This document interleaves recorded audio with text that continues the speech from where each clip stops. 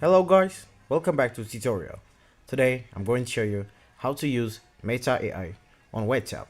First of all, this Meta AI feature is limited to some countries. It's not working for all countries, and you have to check first that Meta AI feature is working in your country.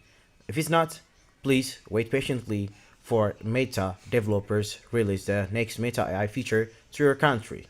Okay, first of all, you have to check whether your application is updated or not. By the way, these steps are completely the same for iOS and Android devices.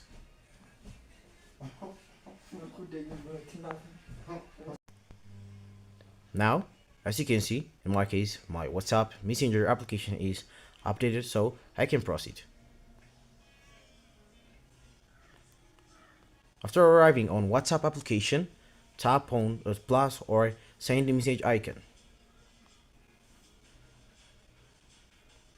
But as you can see, there is not an option chat with AI. So this means my feature or my Meta AI feature is not working in my country. So I have to use a VPN, or I have to wait Meta developers release the next Meta AI feature to my country.